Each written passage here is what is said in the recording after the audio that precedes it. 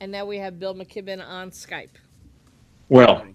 Senator Krueger, thank you so much, and Assemblyman Ortiz and everybody else. Thank you first for letting me join you via Skype.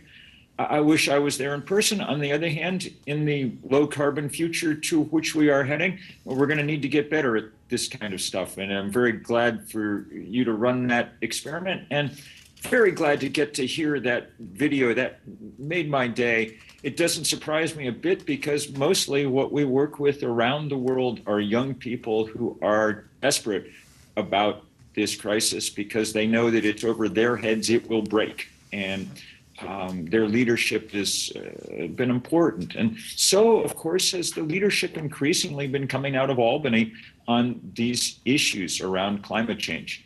It's lost on no one, for instance, that New York made a big step when it banned fracking and helped catalyze that movement around the rest of the world. And I'll remember always the New York State Health Commissioner saying he wouldn't want to live near a fracking well, and so he couldn't ask anyone else to do otherwise.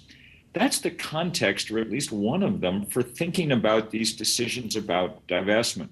So take a company in which New York is heavily invested, say ExxonMobil. They're now the world's leading frackers. And hence, being in partnership with them is asking other people around the world to take a risk that New Yorkers are unwilling to take. It's also, of course, emblematic of the financial risk that goes with staying invested in these companies. Their continued success depends on other legislators in other jurisdictions not showing the wisdom that New York's legislators have begun to show.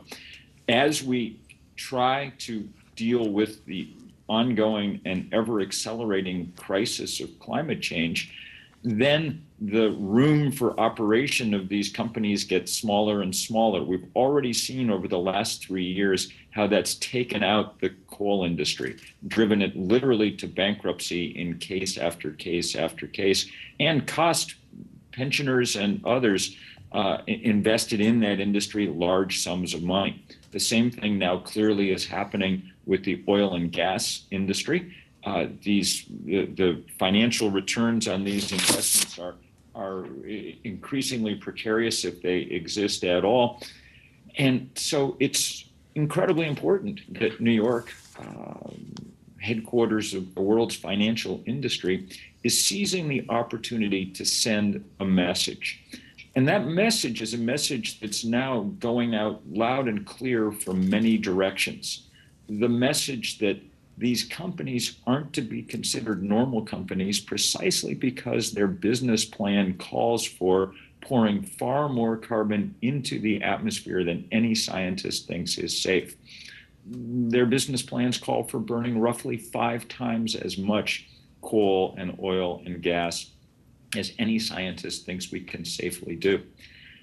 When those numbers first started emerging 3 or 4 years ago, it was, people like me writing in places like Rolling Stone that were making the case. But because of this divestment movement and the millions now of people around the world who've taken it in every possible corner of the planet, those numbers are now the conventional wisdom. It's now the head of the International Monetary Fund or of the World Bank or of Deutsche Bank. Just a few weeks ago, it was the governor of the Bank of England, their equivalent of the Fed, giving a speech to the world's insurance industry at Lloyd's of London, the most venerable insurance company on earth, and saying to them precisely what advocates have been saying to the comptroller in New York, that it doesn't make sense to be exposed to these risky investments when we have now a carbon bubble larger than the housing bubble that did so much damage to the world's economy just a few years ago. The final thing that I'd like to say is that there is an astonishing urgency in taking action here. Climate change is unlike the other issues that we all have dealt with and worked on over the years in that it comes with a very stiff time limit. If we do not win quickly, we will not win. And at the moment, we are not winning. I wrote the first book about global warming. It came out 25 years ago now. At the time, we knew that bad things were going to happen, but we didn't know how fast they were going to happen. And it turns out they're happening way faster than we could have imagined. If you'd told even the most pessimistic scientists a quarter century ago that most of the summer sea ice in the Arctic would be gone, or that the oceans off Montauk, like the oceans off every other place on Earth, would be 30% more acidic, or if you'd said that we'd begin to see already these enormous swings between drought and flood as a whipsawing climate takes its toll on everything from our infrastructures to our tourist industries to our agriculture, people would have said, no, that's going to take 50 or 75 years. That's still farther in the future. We have a little margin. But it turned out that scientists, being conservative by nature, had underestimated the pace with which things would decay. We've just come through the warmest year on record. 2015 crushed every record. So far, 2016 is crushing that record. So the one thing I think to try and get across to your colleagues with all the passion you can is that delay delay is the single worst strategy that one can take in dealing with global warming at this point.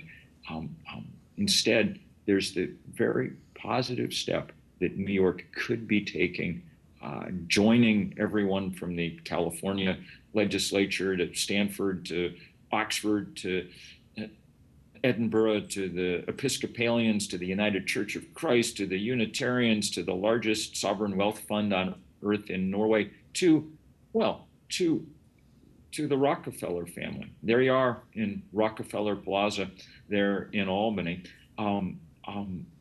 surrounded by the kind of memories of the wealth and power of that family. It was an important moment in this divestment campaign when the heirs to that fortune a year ago announced that they were divesting from fossil fuels.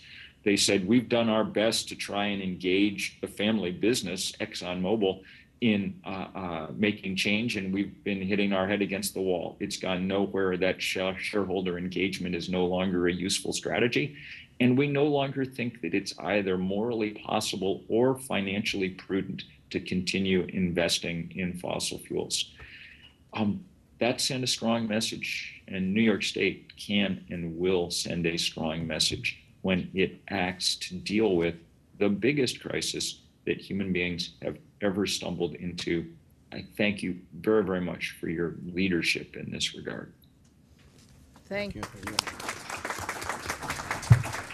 Thank you very much, Bill.